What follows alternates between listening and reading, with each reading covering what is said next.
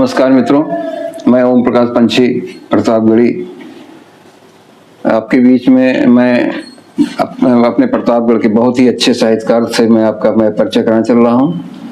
आप की विधाएं ओजस्वी अधिकतर हैं। आप हैं डॉक्टर श्याम शंकर शुक्ल श्याम जी। पूरे हिंदुस्तान में आपका नाम है। बहुत ही बड़े बड़े कार्यक्रम आपने किए हुए हैं। आज हमारे बीच में हैं वो। मैं सबसे पहले मैं आपको नमन करता हूं और मैं चाहूंगा कि हमारे दर्शकों को आप बताइए कि आप शुरुआत हम करते हैं आपके परिचय से ही। मैं चाहता था कि मैं अपने दर्शकों को मैं आपके बारे में आपके द्वारा मैं आपका परिचय मैं दूं। बहुत बहुत साधुवाद भाई पंछी जी। मैं डॉक्टर श्याम शंकर शुक्ल श्याम प्रधानाचार्य पद से इंटर कॉलेज में सेवा देते हुए सेवानिवृत्त हुआ हूँ और एक संस्था जो अखिल भारतीय स्तर पर साहित्यिक संस्था के रूप में जानी जाती है, संवर्धन संस्था जी, उसका मैं संस्थापक जी होने के नाते और विशेष रूप से इस प्रतापगढ़ की सरजमी पर एक ऐसे ही छोटा मोटा साहित्यकार अरे नहीं होने के नाते मैं आपकी महानता है। मैं अपना परिचय क्या दूं। संप्रति मैं जिस स्थान पर आप बैठे हैं ये पूर्वी सहोदरपुर प्रतापगढ़ है और मेरा मूल निवास हुईसरनाथ के समीप जी एक गांव पूरब देवम है। जी हमारे पूज्य पिताजी इस समय नहीं हैं। वो भी बहुत ही अच्छे कवि थे। हाँ, अच्छे श्रेष्ठतम कवियों में थे और मेरे जीवन के पहले गुरु ही है वो। पिता होने का धर्म तो था ही, मेरे वो साहित्यिक गुरु ही हैं। और एक आश्चर्य का विषय बताऊंगा आपको जी कि वो तीनों लिटरेचर के एमए थे। अच्छा, वाह भाई, क्या बात भाई। और सर्वप्रथम उन्होंने 57-58 में बीएचयू से अंग्रेजी से एमए किया था। मैं उनके पुत्र के रूप में और उनको अपने पिता के रूप में जी मैं जो समझता हूँ, महसूस करता हूँ जी कि जो कुछ भी मुझे प्राप्त हुआ है आज की तारीख में जी वो सब उनके पुण्य प्रताप का फल है। क्या बात। बहुत ही। कब से शुरू किया आपने ये साहित्य में लेखनी? कब से आपने स्टार्ट? साहित्य में पंछी जी जहाँ तक प्रश्न लेखनी का है, जी मैंने अपने विद्यार्थी जीवन में पहली बार स्वतंत्र कवि मंडल सांगीपुर का एक आयोजन सन 1974 में अच्छा हुआ, जिसमें पंडित रूप नारायण तिवारी जी हिंदुस्तान के सबसे बड़े संचालकों में से एक हुआ करते थे। उनका मैंने संचालन देखा जी। बड़े बड़े कवियों का काव्य पाठ देखा और पता नहीं कहां से ये प्रेरणा जागृत हुई। पहली रचना मेरी विद्यार्थी जीवन में सन 1974 में निकली। मैं सुनना चाहूंगा और उसको सुनाना भी चाहूंगा उसको, अगर याद हो तो। हाँ, मुझे स्मरण करना पड़ेगा चूंकि बहुत। और वो खास करके हमने जो शुरुआत किया था गांव की परंपरा से था। रचना बहुत याद नहीं आ रही है, अगर वो लिपि होती तो देख करके मैं जरूर हाँ पढ़ देता जरूर। और उसके बाद मैं फिर कुछ अंतराल में हुईसरनाथ महात्म्य जो मेरी पुस्तक निकली जी, हुईसरनाथ पवित्र ही धामा मिटहि पाप शिवले तहि नामा हैं, और घुषमा के प्रभु ईश्वर सोई घुषमेश्वर यश का सब कोई। तो इस तरह से जो प्रभु की कृपा हुई और वो निकला। और खास करके मैंने चूंकि परीक्षा श्याम जी को मैंने सुना था सांगीपुर में 74 में जी, तो मैं प्रेरित तो अवधि से हुआ। हाँ जी। दिन दूना रात चौगुना बढ़ातु ललना तू हमारी उम्र लग जाओ ललना, ये मेरी पहली रचना थी। क्या बात है। ये एक पंक्ति मुझे इसकी याद हो गई। दिन दूना रात चौगुना बढ़ातु ललना तू हमारी उम्र लग जाओ ललना। हो सकता है इस मीटिंग में, इस जो बैठक हमारी आपकी चल रही है उससे याद आ जाए। हाँ। पूरा सुनाइएगा तो हाँ, जब याद आ जाएगा स्मरण, बहुत पुरानी रचना, 74 करीब करीब आप कल्पना करिए तो 50 के ऊपर हो रहा है। हैं? तो वो बाल्यकाल की रचना थी मेरी। मैं विद्यार्थी था और वहीं से ये इस परंपरा को मैंने माँ भारती को प्रणाम करते हुए, क्या लिखा मैंने क्या नहीं लिखा ये मैं नहीं जानता हूँ। मंचों पे कब आए आप? मंच में पहली बार तो, ये अच्छा प्रश्न आपने किया है, प्रतापगढ़ में 79-80 में जी आया। और जब आया तो निश्चित रूप से मैंने जैसा कहा कि पिताजी हमारे गुरु थे। जी जी जी। लेकिन गुरु परंपरा में कई लोगों से मुलाकात मेरी हुई। जी। श्रेष्ठ कौन रहे हैं? श्री अद्या प्रसाद उन्मत्त जी से मेरी जब मुलाकात हुई, जी। मुझे लगा कि एक वरेण्य कवि, बिल्कुल बिल्कुल, एक आदरणीय कवि से मुलाकात हुई मेरी। उस समय परंपरा ये थी कि गोष्ठियां चौराहों पर, सड़क के किनारे, बेल्हा देवी पर। मुझे वो घटना आज भी याद आती है कि आदरणीय उन्मत्त जी दरी लेकर के चलते थे और मैं को समर्पित व्यक्ति थे। उनके साथ गोष्ठियां मैंने बहुत की हैं। और एक घटना मुझे याद आती है कि 80-81 में एक चुनाव हुआ प्रतापगढ़ साहित्य परिषद का। तो जिसमें मुझे याद है कि रामचंद्र मिश्र अपर मुख्य अधिकारी जिला पंचायत वो हुआ करते थे। वो उसके संप्रति मतलब उस समय उसके अध्यक्ष हुए। जी जी।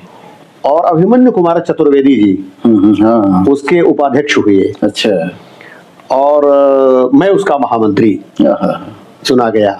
क्या बात। और आपके उस सिनेमा रोड पर आजकल वह व्यक्तित्व दिखाई नहीं पड़ता है, एक निराला युक्त व्यक्तित्व का धनी आदमी कल्पनेश। बहुत पहले की बात है। हाँ, बहुत पहले की बात है। कल्पनेश हुआ करते थे, वो बड़े बहुत सार्थक मित्र थे मेरे। तो काफी कुछ, फिर महामंत्री हुआ, तमाम गोष्ठियां होती रहीं, बहुत अच्छे अच्छे कार्यक्रम होते रहे। और फिर मैं धीरे धीरे चल करके 81-82 में सेवा में आया जी। और फिर वहां से पहली बार 81 में मुझे 1 मार्च सन 1981 को एक कार्यक्रम नरेंद्रालय फैजाबाद में जीवन का पहला कार्यक्रम आपको मिला, जो अखिल भारतीय कवि सम्मेलन के रूप में मिला। और जिसमें मुझे याद है कि मैं कविता पाठ करने के पूर्व श्रीपाल सिंह छेम जी को सादर दंडवत किया था। उस कवि सम्मेलन में आदरणीय उन्मत्त जी भी थे, जुमई खां आजाद जी भी थे, प्रोफेसर अंजान जी का संचालन था। बनारस वाले? नहीं, फैजाबाद। अच्छा अच्छा, फैजाबाद के थे। अच्छा अच्छा। हाँ हाँ, अंजान जी, प्रोफेसर राम अकबाल त्रिपाठी अंजान, उनका संचालन था। अच्छा।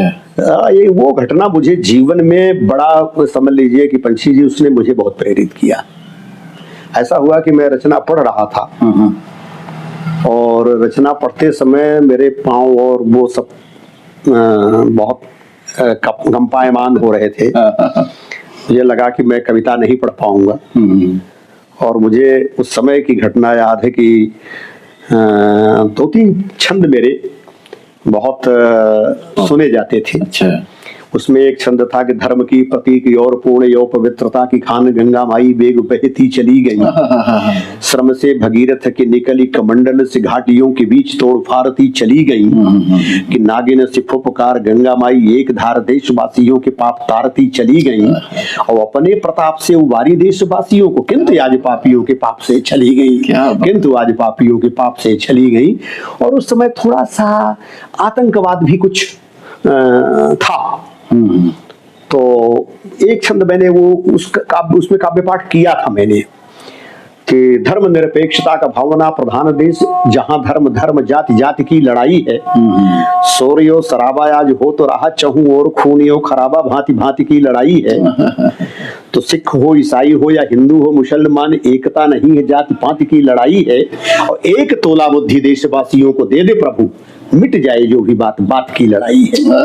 ये छंद मैंने जब पढ़ा तो, क्या बात भाई, आप पूरी किताब है, आपको तो हर पन्ना पलटते जाइए और एक से एक चीज मिलती जाएगी। अरे नहीं, ये आपका बड़प्पन है, ऐसा समझ रहे हैं। और मैं समझता हूँ कि इस छंद को पढ़ने के बाद मेरा गला थोड़ा सा सूख गया।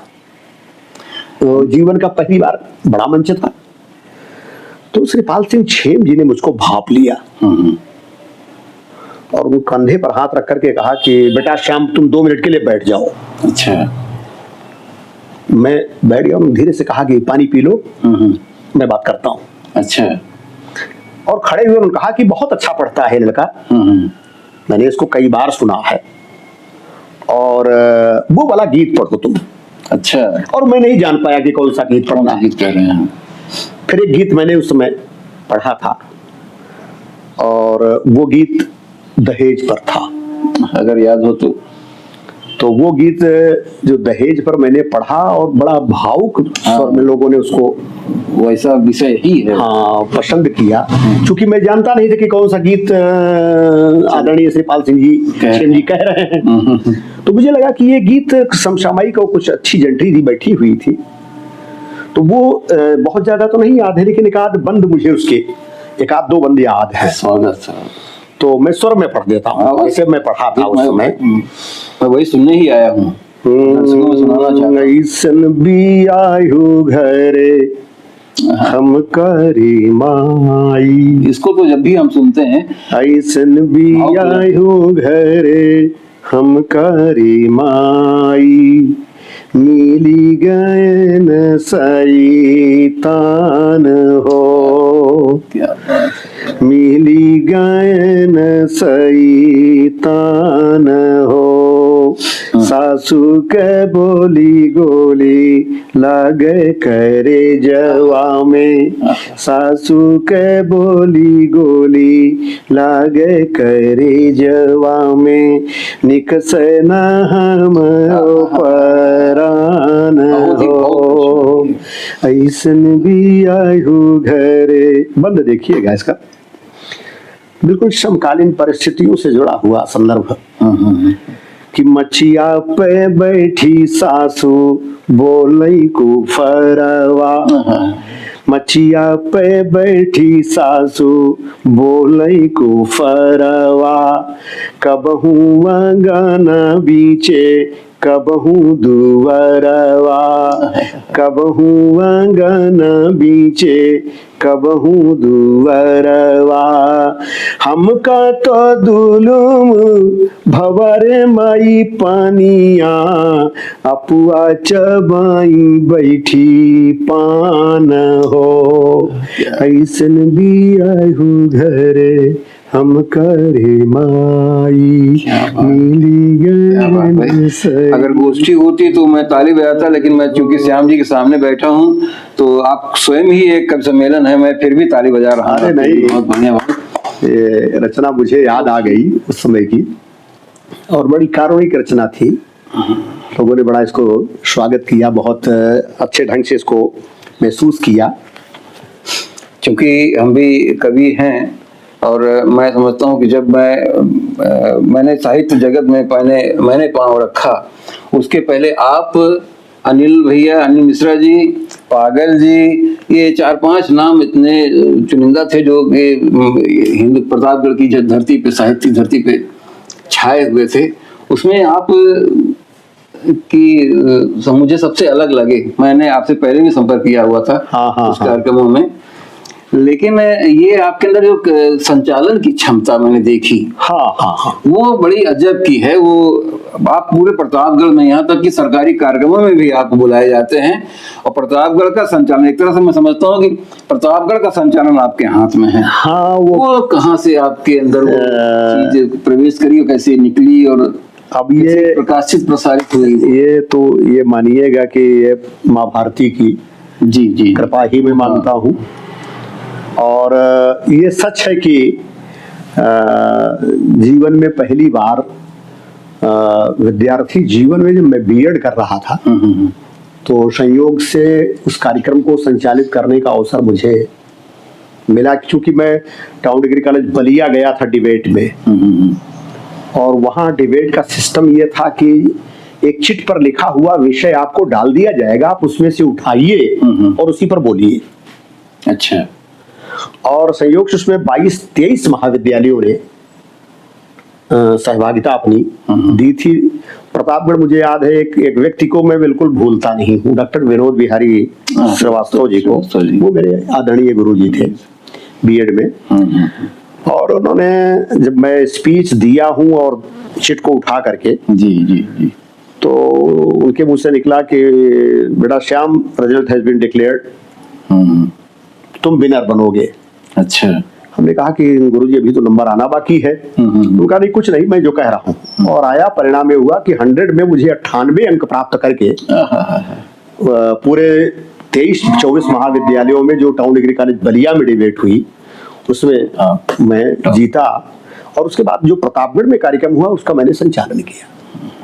तो संयोग से गति मिलती गई और कहीं न कहीं से वो हमने तो सुना है कि आप बॉम्बे तक गए हैं संचालन। हाँ, बॉम्बे का भी मैंने संचालन थाने में।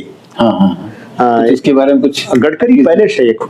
अच्छा अच्छा। तो संयोग से एक बार तो मैं यहाँ से प्रतापगढ़ से 3-4 लोगों को ले जाकर के डीडी भारती पर मैंने ब्रॉडकास्टिंग भी करवाई। अच्छा अच्छा अच्छा अच्छा। जिसमें नागेंद्र अनुज को ले गया था और वियोगी जी को ले गया था, निर्झर प्रतापगढ़ ही थे। ये मैंने सुना भी। हाँ, ये वहाँ ब्रॉडकास्टिंग की गई डीडी भारती पर, जो 170 देशों के लिए हुआ था। और उसका भी संचालन आपने किया? हाँ, मैंने किया। नहीं, आपकी वाणी तो बहुत ही। और फिर सबसे बड़ी चीज, थाने में जो कार्यक्रम होता था उसका संचालन मैंने कई बार किया। और फिर एक बार सौभाग्य कहिए या जो भी कहिए, मुझे नांदेड़ में उनका अशोक चौहान साहब का एक कॉलेज है, रामतीर्थ कॉलेज। अच्छा अच्छा अच्छा। वहां मुझे अवसर लगा जाने का और उस कार्यक्रम का भी संचालन मैंने किया और बहुत प्रभावित हुए वो।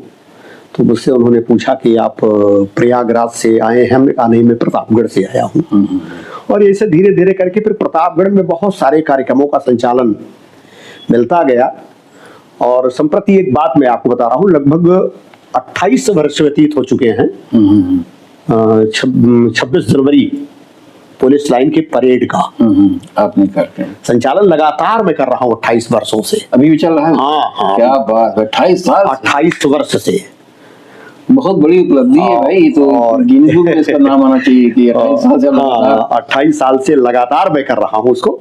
और एक समय था कि प्रतापगढ़ का जो भी प्रशासनिक कार्यक्रम होता था उसको मैंने वो तो हमने देखा है, तभी आपसे ये कई मुख्यमंत्रियों के कार्यक्रम को संचालित किया, कई 1-2 गवर्नर के कार्यक्रम को संचालित किया। हम समझते हैं कि इसमें प्रतापगढ़ में जो श्रेष्ठ हैं कवि, उसमें आप इसमें श्रेष्ठ अभी भी हैं और अकेले इकलौते हैं? अरे नहीं, ठीक है सब भाई। ऐसा है कि जो रहीम सुख होत है निरखी आपनो गोत, और जो बड़री अखियां न लखी आखिन को सुख होत। अपने बीच का कोई साहित्यकार अच्छा संचालक निकले, अच्छा कवि निकले, मंचों पर पढ़े और मंचों से पढ़ते पढ़ते देश से विदेश में चला जाए, ये बड़ी प्रसन्नता का विषय होता है और होना चाहिए। बिल्कुल बिल्कुल। हम तो समझते हैं कि प्रतापगढ़ से अगर अच्छे लोग निकल रहे हैं, बहुत बढ़िया लोग कवित्व शक्ति में निकल रहे हैं और अपनी वाणी का प्रवाह कर रहे हैं, तो बहुत अच्छी बात है। हम इसी विषय पे चाहेंगे कि हिंदुस्तान की साहित्य में आप प्रतापगढ़ को कहाँ देखते हैं, क्या पाते हैं? देखें पंछी जी, सही बात तो ये बहुत अच्छा प्रश्न आपने किया है। इस प्रतापगढ़ की साहित्यिक उर्वरा धरती में जी अगर आप कल्पना करिए जरा सा, जी थोड़ा सा पीछे जाना पड़ेगा। बिल्कुल बिल्कुल बिल्कुल। आचार्य भिखारी दास का नाम आता है प्रतापगढ़ से। बिल्कुल। मैं समझता हूँ कि रीतकालीन कवियों में एक बहुत सिरमौर कवि के रूप में। बिल्कुल बिल्कुल। आप कभी पढ़िए उनको, अगर अवसर लगे पढ़ने को, तो मैं दावा करता हूँ कि ऐसे ऐसे छंद उनके आपको मिलेंगे जी, तबीयत बिल्कुल भरपूर आनंद में चली जाए। कुछ याद होगा उनका? नहीं, याद नहीं है, मैं याद नहीं अध्ययन तो किया मैंने, लेकिन उनकी चूंकि जो छंद हैं वो थोड़ा सा क्लिष्टतम और उसके रूप में है, बढ़िया है।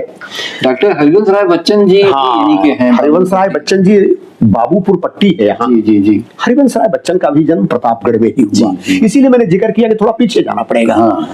और अगर जन्मना हरिवंश राय बच्चन इसी धरती के सपूत हैं तो कर्मणा आपको सुमित्रा नंदन पंत को भी, जो अल्मोड़ा से चल करके उत्तराखंड आज जहाँ है वहां से चल करके कोई इतना बड़ा व्यक्तित्व छायावादी युग का छायावादी युगों के अब आप समझिए जो 4 कवि का नाम लेते हैं आप, जी जी जी। चाहे वो महादेवी वर्मा जी हो, सूर्यकांत त्रिपाठी निराला जी हो, जी जी। जयशंकर प्रसाद जी हो, जी जी। महादेवी ये क्या सुमित्रा नंदन पंत जी हो, चारों में से आप अगर तुलना करेंगे तो गजब का विलक्षण व्यक्तित्व चारों में मिलेगा आपको। और वो सुमित्रानंदन पंत प्रतापगढ़ की उस पावन धरती पर काला कांकर में अपनी नक्षत्र कुटिया में एक बना हुआ है, आज भी प्रवेश द्वार पर उनकी कुटिया है, वहां रहते थे। और अगर आप शायद कक्षा 12 की विषय वस्तु में जाएंगे, जी जी, तो उनका एक है सैकत सैया का दुग्ध धवल तनवंगी गंगा ग्रीष्म विरल विरल लेटा है शांत क्लांत निश्चर काला कांकर का राज भवन। तो नौका विहार आप पढ़िए, उनका बड़ा आनंद आएगा। पढ़िए छविश्याम जी का नाम सांगीपुर की धरती से जुड़ा हुआ है, बहुत पुराना। हम तो महारानी रामप्रिया का भी नाम राज परिवारों से जुड़ा हुआ है। हम चाहेंगे कि जो पुराने इतिहासकार रहे हैं यहाँ के कवि लेखक, उनका भी नाम आप अपने इस इंटरव्यू में लीजिए, जिससे कि लोग दुनिया सुने जाने उनका नाम तो मैं ले ही रहा हूँ, लेकिन जो हम लोगों के काल में परम श्रद्धेय आद्या प्रसाद जी मिश्र उन्मत्त जी निश्चित रूप से आज का युग होता तो वो अंतरराष्ट्रीय स्तर पर एक बहुत बड़े साहित्यकार के रूप में देखे जाते हैं। बिल्कुल बिल्कुल। अगर एक अभी आपने चर्चा किया तो बड़ी शमश्याम जी का चर्चा कर रहा हूँ, हमारे पूज्य पिताजी बड़े क्लिष्टतम रचनाधर्मी थे। बिल्कुल बिल्कुल बिल्कुल। और इतना ही नहीं, चुमई खां आजाद जी, चंद्रेश पागल जी को भी आपने कहा, बहुत अच्छे रचनाधर्मी, बहुत बढ़िया। और रघुवीर सिंह पवन जी, पवन क्या नाम याद दिलाया, बहुत। हाँ, उनकी रचनाएं तो बहुत दूर तक हुई हैं। हाँ, और गजब की रचनाएं हैं उनकी, तो बहुत अच्छी रचना उनकी है। सहज प्रकृत सा मानो जीवन जल थल वैभवशाली, बोलो बोलो कर सकते हो क्या इनकी रखवाली। ये ऐसी रचनाएं उनकी अरे बहुत होती थी। बहुत सारे अमजद हुसैन शास्त्री साहब। और एक नाम आपको मैं और बता रहा हूँ, जिसको राष्ट्रपति सम्मान मिला था, पेंशन मिलती थी, ओंकारनाथ उपाध्याय जी। ओंकारनाथ उपाध्याय जी के तवंकलपुर। बिल्कुल बिल्कुल। वन में तेज फूलाने खेतवन में सरसैया, अमरैया हमारी बोले कोकिला। उनकी रचना, उनकी एक रचना मैंने अपने बचपन में प्राइमरी में जब मैं पढ़ता था तो लोगों के मुंह से गाते हुए लोगों को सुनता था। घोड़ा कोट जतन से छोड़बई ना महतरिया, समरिया राजा राम से रचप। तो ऐसे उन्मत्त जी की पाती आप देखिए। अरे पाती का तो जवाब नहीं भाई। उन्मत्त जी की पाती मैं समझता हूँ कि एक कालजयी रचना है। कालजयी, बिल्कुल बिल्कुल बिल्कुल सही कहा। तो कहीं न कहीं से ये वरेण्य धरती है। दो नाम मुझे और याद आ रहे हैं, आप, मैं उनके बारे में आपसे जानना चाहूंगा। नाजिस प्रतापगढ़ी। नाजिस जी चूंकि उर्दू के बड़े शायरों में से थे। जी जी। और निश्चित रूप से अगर गंगा जमुनी तहजीब की बात की जाएगी तो उधर आदरणीय उन्मत्त जी, इधर आदरणीय नाजिस जी एक अच्छे शायर के रूप में थे और बड़ा नाम था। बिल्कुल बिल्कुल। एक जमाना था उनका, सारे शायरी की दुनिया में उनको लोग जानते थे, बड़ा अदब से लोग नाम लेते थे। बिल्कुल बिल्कुल। ये सियासत की अदा है शान यहाँ कोई नहीं, सबके मुंह में है जबाने बोलता कोई नहीं। तो मैंने ये ऐसी ऐसी रचनाएं उनकी बहुत ही। और उनकी नाजिस की जी की एक रचना एड़ियां रगड़ने वाली की रचना, वतन की रेत मुझे एड़ियां रगड़ने दे, वतन की रेत मुझे एड़ियां रगड़ने दे, मुझे यकीन है पानी यहीं से निकलेगा। बड़ी ही प्रेरक। हाँ हाँ हाँ, बहुत प्रेरक थी। निश्चित रूप से प्रतापगढ़ बड़ा शक्ति का केंद्र था, है आज भी है। इम्तियाज साहब भी मैं समझता हूँ कि एक उनसे पहले, उनका नाम लेने से पहले एक नाम और लूंगा मैं। जी जी जी जी। मैं समझता हूँ कि जहां से वो बहुत कुछ इंगित होकर के आगे बढ़े, डॉक्टर गुलाब खंडेलवाल। गुलाब खंडेलवाल, क्या बात यार। डॉक्टर गुलाब खंडेलवाल जी मैं समझता हूँ, हाँ, वो अमेरिका चले गए, प्रवास में रहने लगे, बात तो नहीं है। लेकिन आलोक वृत्त उनका कक्षा 12 में पढ़ाया जाता है। वो संयोग से प्रतापगढ़ के सिलेबस में नहीं है, सुल्तानपुर के सिलेबस में है, लेकिन कक्षा 12 में वो प्रिस्क्राइब्ड है आलोक वृत्त। तो बड़े कवि थे, बड़ी किताबें लिखी उन्होंने। और इम्तियाज साहब ने भी बहुत कुछ लिखा, बहुत कुछ लिखा और अच्छे कवि थे। और एक सवाल ऐसा भी है, अनीस देहाती जी और आप दोनों लोगों की रचनाएं कहीं न कहीं विकसित विद्यालय में चल रही हैं। देखिए, मैं दोनों के बारे में जानना चाहूंगा उसके अब बारे में। ऐसा है कि अनीस देहाती जी बहुत उच्च कोटि के विद्वान हैं संस्कृत के विद्वान। और निश्चित रूप से वो उनकी एक रचना इलाहाबाद विश्वविद्यालय में जी जी जी चल रही है। क्या नाम शीश माटी है कि शायद? हाँ, कुछ ऐसे माटी के है। और हम लोग भी पीछे पीछे ऐसे चल रहे हैं। बहुत सारे साहित्यकार हैं अपनी धरती के, हाँ। बहुत सारे लोग जुड़े हुए हैं। और एक चीज जरूर मैं बताऊंगा कि जुबई खां आजाद जी जी कभी, अब तो आदरणीय गुरु उन्मत्त जी की एक किताब कोई साकेत विश्वविद्यालय में निकलने जा रही है। हाँ, पढ़ाई जा रही है। अच्छा, पढ़ाई जा रही है। पढ़ाई जा रही अरे कुछ है वाह। उसमें। आजाद जी के भी बारे में अगर आप उनकी कथरी रचना, हाँ हाँ, कथरी की क्या जवाब, आपने अच्छा याद दिलाया इसको। और बहुत ही गजब। हाँ, गजब की रचना थी। और उनकी कीवर्ड संवाद जो है आप पढ़िए कभी। बहुत सारे उनके सवैया वैया में लिखने की बड़ी अच्छी विधा थी उनके पास। हाँ, तो निश्चित रूप से कहीं न कहीं से प्रतापगढ़ बड़ी और इतना ही नहीं रहा है। आज आपको मैं बता दूं कि प्रतापगढ़ अगर साहित्य के दृष्टिकोण से साहित्यकारों से समृद्ध है तो एक चीज आपको और मानना पड़ेगा, यहाँ संस्कृत के भी प्रकांड पंडित हुए हैं। अच्छा, भाई स्वामी करपात्री जी की ये पावन भूमि है। बिल्कुल। और पंडित तीर्थराज कोठीवाल जी ने बड़ी किताबें लिखी, उनकी भी पावन भूमि है। और बहुत सारे तमाम संस्कृत के प्रकांड पंडित उसमें हुए। मैं हिंदी के ही उसमें क्रम में एक बात कर रहा हूँ। एक नाम आजकल हिंदी समीक्षक के रूप में हमारे पड़ोस के हैं, जो राष्ट्रीय अंतर्राष्ट्रीय स्तर पर हैं। यहाँ कम लोग जानते हैं, बाहर बहुत लोग जानते हैं। ओम निश्चल जी। ओम निश्चल जी, अच्छा। ओम निश्चल जी का भी बड़ा नाम है। तो इस तरह से बहुत सारे लोग और समकालीन जो तमाम हमारे कवि मित्र हैं उसमें बहुत अच्छे अच्छे लोग हैं। मैं तो कुछ नहीं हूँ उसमें। अरे नहीं, आप बहुत कुछ है। सबसे पहले मैंने इस क्रम के लिए मैंने सबसे पहले आपको क्यों चुना, तो मैंने इंजन बनाया है हुआ, बाकी सब बोगियां हैं सब। नहीं तो बहुत कुछ आप समझिए कि बहुत सारे अच्छे अच्छे मित्र अपने जो हैं बहुत तमाम किताबें लिख रहे हैं। बड़ी रचना धर्मिता बड़ी प्रखर रूप में देखी जा रही है प्रतापगढ़ की। नहीं।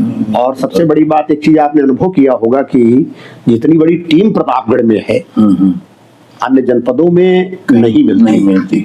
अगर आपको 100-200 कवियों की जरूरत पड़े तो प्रतापगढ़ है। और मुझे तो एक बात याद आती, कभी कभी वो राजा भोज के जमाने में एक बात आई कि राजा भोज ने तलस्वाया कहा कि मेरे राज्य में तलाशा जाए कि कौन मूर्ख है। तो उनके कुछ लोग गए, निकले, और निकलने के बाद संयोग से एक जुलाहे को पकड़ लाए। और जब पकड़ लाए तो वो दहलीज पर खड़े होकर के उसने राजा को प्रणाम किया और कहा कि काव्यम करोमि नहीं चारुतरम करोमि, यत्नात् करोमि यदि चारुतरम करोमि, हे भूपाल मौल मणिमंडित पाद पीठ सहसांक बाहु कवयामि बयामि यामि। मतलब उसका था कि कविता करता हूं लेकिन अच्छी नहीं करता हूं, अगर प्रयत्न करूं तो अच्छी कर सकता हूं। और हे राजाधिराज, आपके पादुका पर स्वर्ण जटित मुकुट वाले तमाम सर नतमस्तक होते हैं, इसे राजा को मैं प्रणाम करता हूं, कविता करता हूं, कपड़ा बुनता हूं, आज्ञा हो तो जाऊं। तो आप सोचिए कि वो जमाना था, वो भी कभी निकला। तो प्रतापगढ़ बड़ी एक लंबी श्रृंखला है और बहुत अच्छी प्रसन्नता का विषय है कि अच्छे अच्छे कवियों का प्रादुर्भाव हुआ है।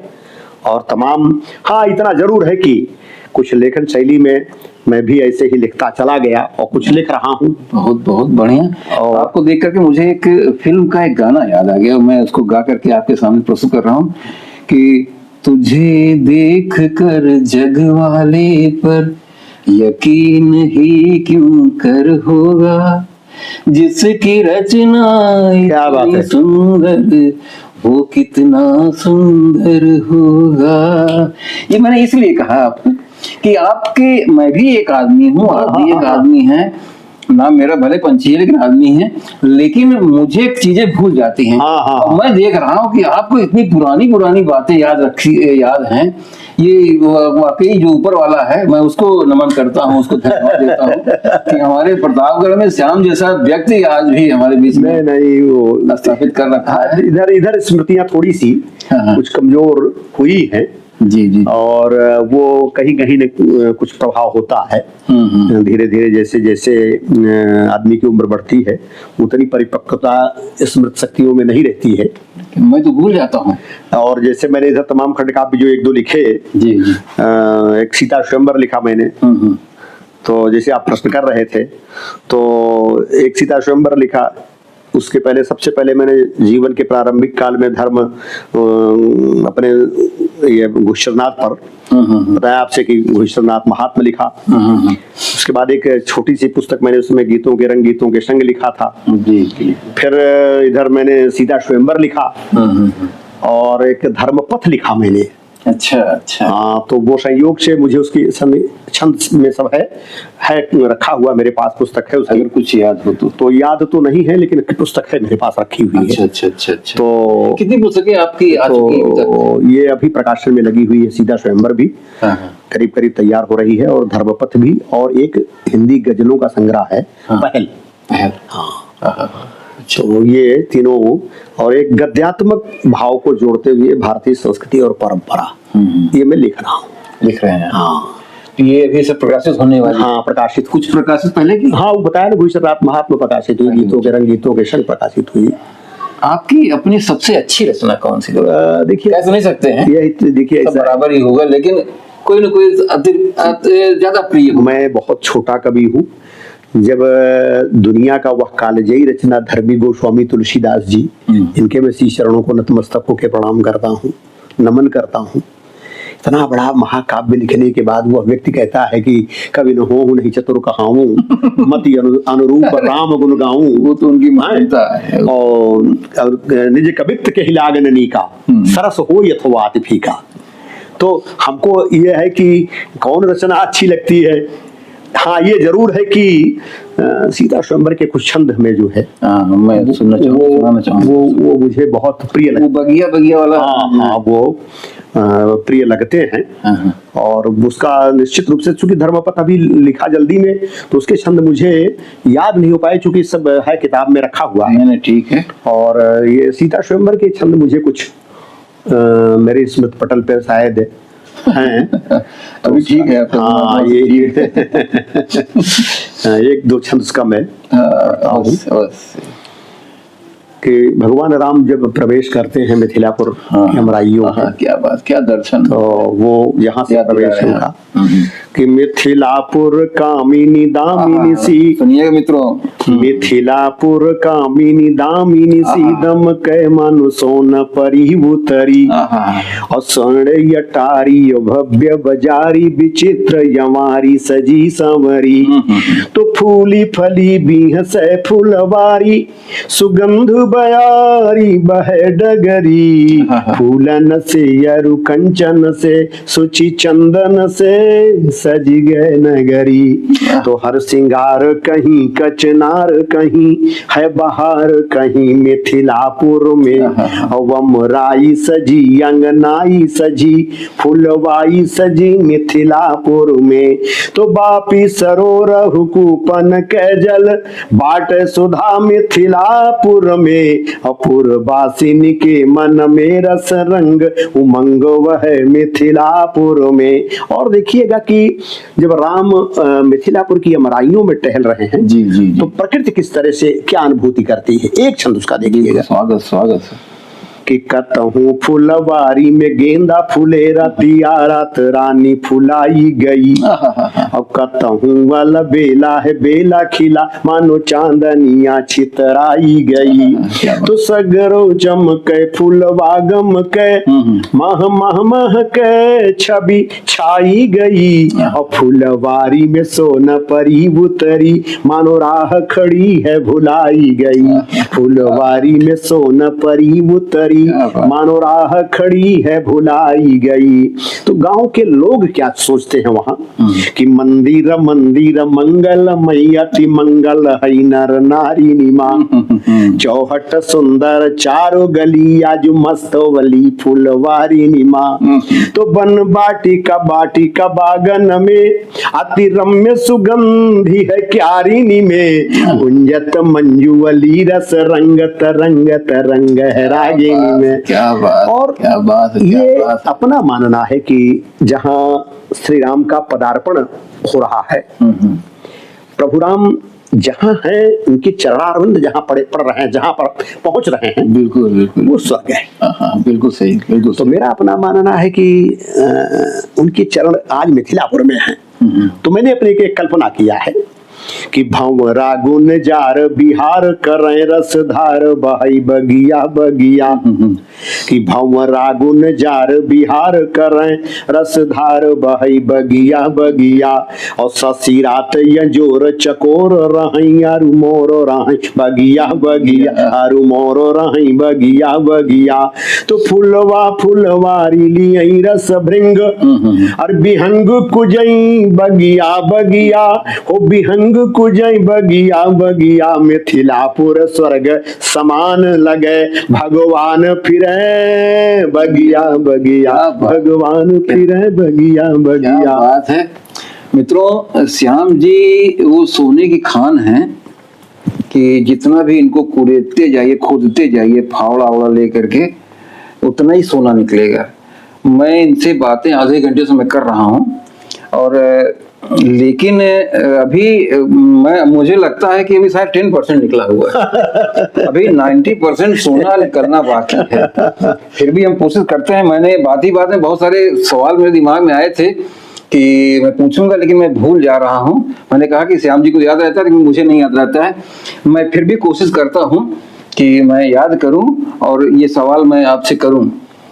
श्याम जी, साहित्यकार होने के नाते मैं भी एक चीज कहता हूं अक्सर लोगों से कि विश्व का कोई भी हिस्सा हो, आप मान लीजिए, अगर आदमी आज बोल रहा है, लिख रहा है, पढ़ रहा है, तो उसके पीछे साहित्यकार ही है। हाँ हाँ हाँ, पहला अक्षर जो बना होगा वो साहित्यकार ने ही लिखा। अगर मैं हिंदी की बात करता हूं तो आ आ ई ई हो या क ख ग हो, स्टार्टिंग साहित्यकार ने किया, अक्षर बना, फिर शब्द बने, फिर वाक्य बने, फिर किताबें बनी।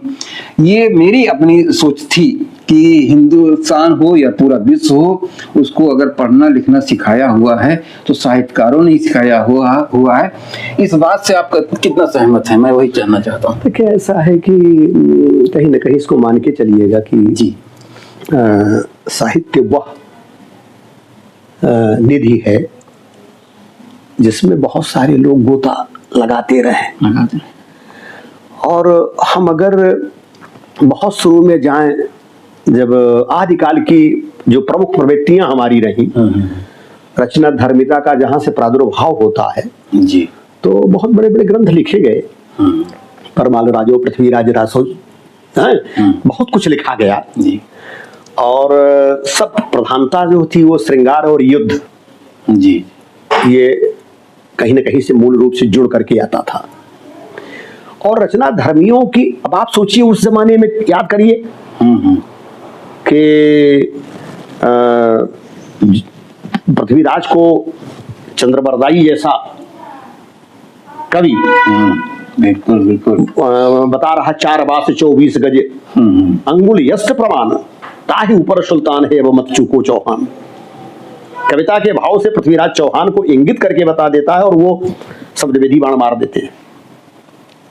क्या बात, बिल्कुल सही कहा आपने। तो कालिदास, संस्कृत साहित्य से देखिए आप उठा करके बड़े बड़े कवियों को, पद्माकर, देव, घनानंद, मतीराम, बहुत सारे कवि आते हैं जहां से खड़ी बोली का प्रादुर्भाव होता है। बाबू भारतेंद्र हरिश्चंद्र जी को ले लीजिए, आचार्य रामचंद्र शुक्ल को लीजिए, और फिर सबसे बड़ी चीज आपको बताऊं, ये तो इधर के हैं, गोस्वामी तुलसीदास, इसकी कालजयी रचना श्री रामचरितमानस, जायसी, पद्मावत, अवध क्षेत्र के सब।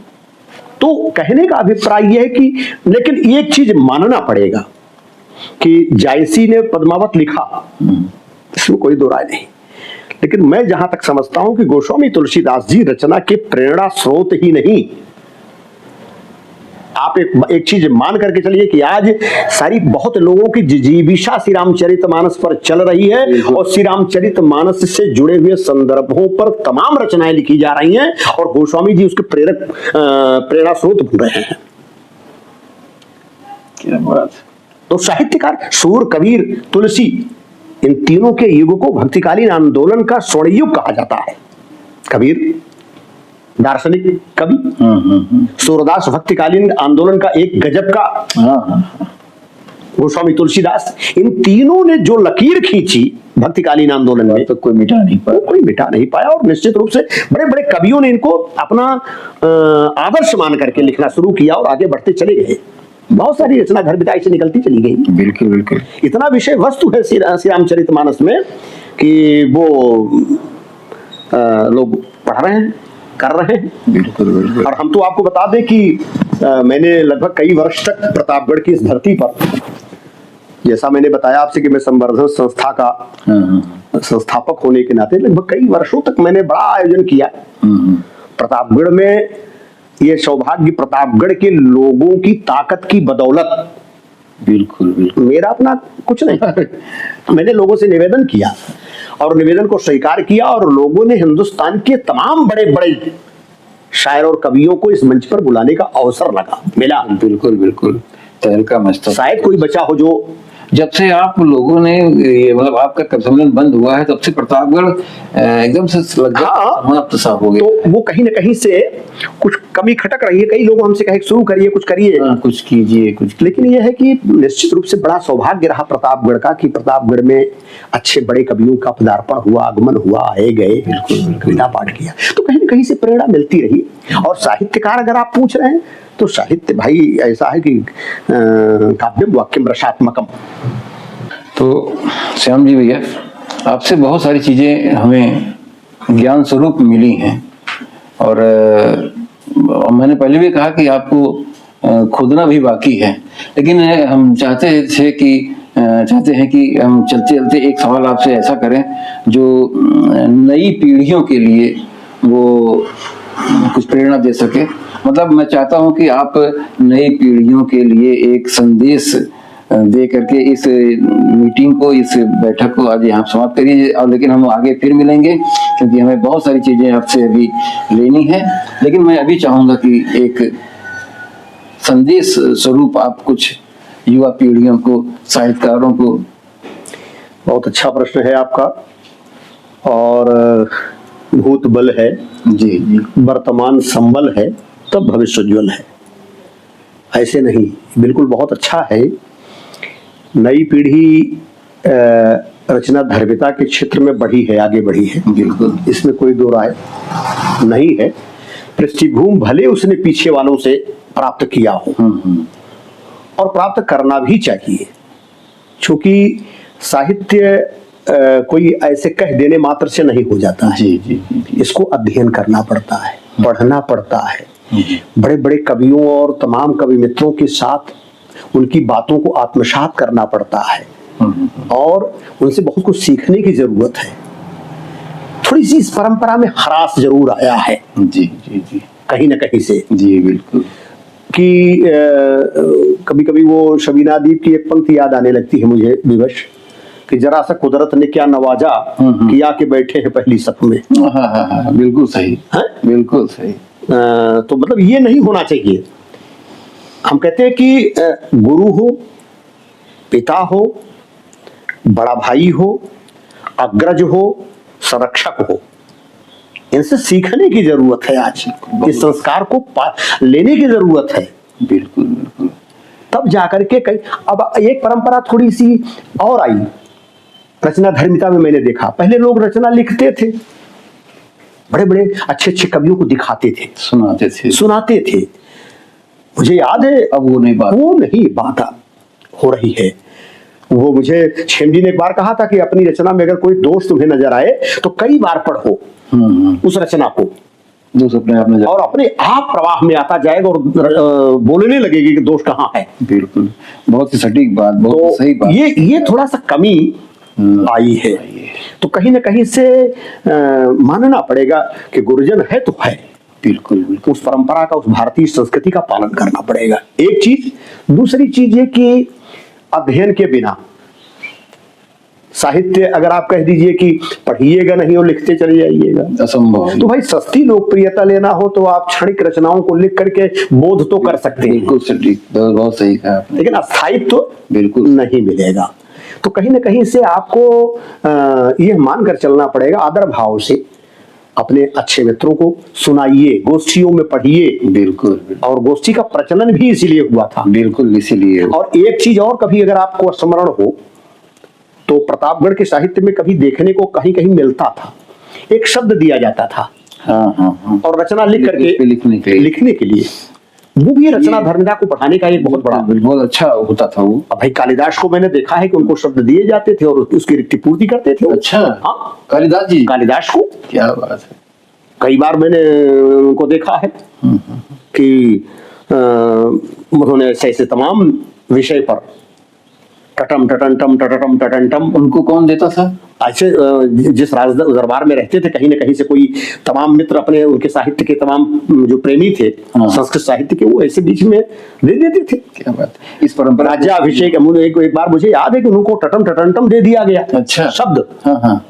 तो कालिदास ने लिखा कि राज्याभिषेके जलमानिवत्या हस्ताच्युतो हेम घटायुवत्या सोपान मार्गे चक्रोत शब्दम टटम टटंटम टटटम टटंटम। एक महिला जो राज्याभिषेक के लिए जल के लिए जाती है और जल भरती है, घड़े को इस पर रखती है और वो गिर जाता है, और वो ढलता हुआ जब जाता है सीढ़ियों से तो आवाज करता है टटम टटंटम टटटम टटंटम। क्या बात है। तो कहने का मतलब वृत्ति पूर्ति ये होना चाहिए, आदर का भाव होना चाहिए कवियों के प्रति, तब जाकर के रचना धर्मिता, चाहे वो जिसको आप देख लीजिए, रसखान को देखिए, बड़े बड़े कवियों को देखिए, सब कहीं ना कहीं किसी न किसी उससे बंधे हुए थे। बिना गुरु की कुछ नहीं होता। तो बिन गुरु कृपा न होई, उसको मानना चाहिए। और तभी जाकर के अच्छी रचना का मतलब हमारे है कि एक कालजयी रचना, जीवित रचना आपकी बन सकती है। बहुत सही बात कही है बड़े भैया श्याम जी ने। मैं चलते चलते मैं अपने बारे में भी मैं श्याम जी से पूछना चाहूंगा कि मैं भी व्यंगकार हूँ, मेरे बारे में क्या कहते हैं आप? देखिए ऐसा है कि एक कहावत है कि बिटिया का के बखाने तो के माई है? जी जी। तो पंछी जी, अगर मैं आपकी प्रशंसा करूं जी जी जी जी, तो ये औचित्यपूर्ण नहीं होगा। चलिए। और हाँ, इतना जरूर कहूंगा जी कि अच्छे व्यंग आपकी रचनाओं में देखने को मिलते हैं और मैं आशा करता हूं कि जो जो परिपक्वता आती जाएगी तो रचना की भी परिपक्वता आप में दिखती है और दिखाई पड़ेगी। हम तो बस इतना ही कहेंगे प्रतापगढ़ वासियों को कि अपने मित्रों को, अपने साथियों को कि रचना धर्मिता से आप जुड़िए, बिल्कुल, लोगों को सुनिए, सुनाइए, बिल्कुल माजिए कविता को। इम्तियाज साहब एक बात कहा करते थे कि थोड़ा लिखो लेकिन रोज लिखो। नहीं, वो तो एक अलग बात है कि सतसैया के दोहरे जो नाविक के धीर, देखने में छोटे लगे घाव करें गंभीर, छोटे छोटे होंगे। पर श्याम जी की आप कभी उठा करके पढ़िए उनका इतिहास, उन्होंने जो लिखा सूत्रवत मंत्रवत लिखा, जैसे गोस्वामी जी ने मंत्रवत लिखा है, पर श्याम जी ने लिखा कि जौन जौन मनी आवे तौन तौन किए जाओ, हमरे जगह ए पूत काहेगा तू जग ब्या, आन के पड़ोसे चाहे जितनी उड़ान भरा, अपने बिया पे पूत कौने देश मग ब्या। कुछ कहा कुछ सुना क्योंकि माना करा, बात ही अपने न हरदम तू ठाना करा, सब दिने लड़कई की तरह न फबे के खड़ा बा, कहा कुछ तो जाना करा, माँ कैसे जो लागा करी, बात ऐसे जो खरा करी, कुछ कही की कही ना तो होए, मनी अगरायो पछरा करी, बोले से लाख चुप लागे सुंदर, रोज रोज तो से के झगड़ा करी। ये बड़ी श्याम जी की रचना है। क्या बात है। तो कहने का अभिप्राय, आज गोस्वामी जी को मैं जो आपकी प्रासंगिकता बता रहा हूँ गोस्वामी जी की, उसका एक बहुत बड़ा उदाहरण दे रहा हूं आपको, जो हिंदी साहित्य में आप तरासेंगे नहीं मिलेगा। एक अनपढ़ व्यक्ति को लाकर के खड़ा कर दीजिए अपने पास, उसे गोस्वामी तुलसीदास की एक चौपाई याद मिलेगी। है कोई ऐसी रचना धर्मिता का क्षेत्र? गैर पढ़ा लिखा आदमी को लाके खड़ा करिए और वो एक चौपाई जरूर पढ़ करके सुनाएगा कि तुलसी की कभी कभी वो जो जस करे सुता शाखा, यही तन सती भेंट अब नहीं। बिल्कुल सही। तो कहने का अभिप्राय ये कि रचना वह कालजयी हो जाती है, रचना वह सार्थक हो जाती है अगर आपकी कोई एक रचना की एक पंक्ति गुनगुनाने लगे तो जान लीजिए कि वो रचना अमर हो गई। और मैं लास्ट में एक बात कहूंगा, धन्यवाद तो दूंगा मैं, आप आए, आपके साथ ये अनुपम जी पधारे और वो एक बड़ा काम कर रहे हैं। मैं बड़ी प्रसन्नता व्यक्त कर रहा हूं कि ये बड़ा काम है, ये भी एक ग्रहण है। हाँ, अच्छा है। और अंतिम में मैं अभी आपने एक जिक्र किया था एक छंद में पढ़ करके धर्मपथ का, हाँ हाँ, स्वागत मैं कर रहा हूं। हाँ संदेश दूंगा और मैं चाहूंगा कि सत्यम शिवम सुंदरम की परिकल्पना का भाव लेकर के युग आगे बढ़ता रहे, युग आगे चलता रहे, देश को समृद्धि मिले, देश में एकता रहे, देश में बहुत सुख शांति का क्या बात वातावरण बने, यही है। नौजवान आगे बढ़े, देश की सेवा करे, सच्चा राष्ट्र प्रेम से प्रेरित होकर के साहित्यकारी सोच सकता है, काम करे, क्योंकि वीर हो गया वसुंधरा, ये धरती वीरों की है। बिल्कुल बिल्कुल। तो मुझे इस भारत माता को प्रणाम करते हुए कहना पड़ेगा कि जगत जननी जन्म भूमश्च स्वर्गादपि गर्यसी, सर्वे भवन्तु सुखिनः सर्वे सन्तु निरामया, सर्वे भद्राणि पश्यन्ति मा कश्चित् दुःख भाग् भवेत्। किसी को कष्ट ना हो, किसी को कष्ट की अनुभूति ना हो, सुख मिले। जबकि मैं एक पार्ट ये भी मानता हूं कि सुखम विभुक्तान न भूय सोवते घनांधकारे विवदीव दर्शनम, सुख दुख दोनों अगल बगल चलते हैं, लेकिन फिर भी राष्ट्र को समृद्धि मिलेगी, नौजवानों को काम मिलेगा, रचना धार्मिकता बढ़ेगी, बिल्कुल। और राष्ट्र जब ऐसे उन्नयन के उस पर जाएगा तो शिखर तक चढ़ता चला जाएगा और इस भारत को कोई छू नहीं पाएगा। ये मेरा संदेश। आप एक छंद में धर्मपथ का मैं पढ़ करके वाणी को विराम करूंगा और आपको सबको साधुवाद दूंगा। मैंने ये भगवान कृष्ण के उपदेशात्मक भावों को लेकर के मैंने लिखा, और जब थोड़ा सा पांडवों ने गलती किया कि जुए में खेल करके, तो वहां से जो भाव मैंने लिया एक क्षण में कहता हूं और बात अपनी समाप्त, आप कह रहे हैं मैं समाप्त नहीं करूंगा, मैं इसे रोकूंगा चूंकि ये गति आगे चलती रहे। बिल्कुल बिल्कुल। तो देखिएगा, एक छंद देखिएगा कि लक्ष्य प्रतिशोध का जब मन में हो बंधुओं, लक्ष्य प्रतिशोध का जब मन में हो बंधुओं, तो बुद्धि और विवेक जानो सब नष्ट हो गया, और ईर्षा व द्वेष मोह अनीति और घमंड से भर जाए कोई मानो पथ भ्रष्ट हो गया, और क्रोध प्रतिशोध कर प्रहार करे धर्म पर, जानिए अधर्म बस अपार कष्ट हो गया, और पाप अनाचार से अनीतियों की मार से अनिष्ट शुरू हो गया, प्रभु भी रुष्ट हो गया। क्या तो मैं ये इस उससे अपनी बात ले चलता हूं उस छोर पर जहां से मैं हमारी बात बंद होगी, वाणी को विराम दूंगा। और मैं निश्चित रूप से आप आए हमारे पास तक एक साक्षात्कार के लिए, मैं आपको बहुत साधुवाद देता हूं पंछी जी, बहुत बहुत बधाई देता हूं। फिर कभी जब आप मिलिएगा तो अवसरोचित बिल्कुल ढंग से मैं इसकी बात को विस्तार से बताऊंगा। बहुत बहुत धन्यवाद। अब तो ये क्रम शुरू हो ही रहा है। और ये थे श्याम जी, डॉक्टर श्याम शंकर शुक्ल श्याम जी। आपने बहुत ही अच्छी बातें हमारे बीच में रखी, साहित्य के माध्यम से भी और अपने व्यक्तिगत अनुभव के माध्यम से भी। और मैंने कहा कि आप सोना है उस खान में हम लोग पहुंचे हुए हैं कि अभी बहुत कुछ निकालना बाकी है, अभी केवल 10% निकाला है हमने, 90% बाकी है। हम पुनः आपसे मिलेंगे, फिर से बहुत सारे कुरेदेंगे आपको और सोना हम प्राप्त करेंगे। इन्हीं शब्दों के साथ में मैं ओम प्रकाश पंछी अपने चैनल पर चलता हूँ वापस। धन्यवाद।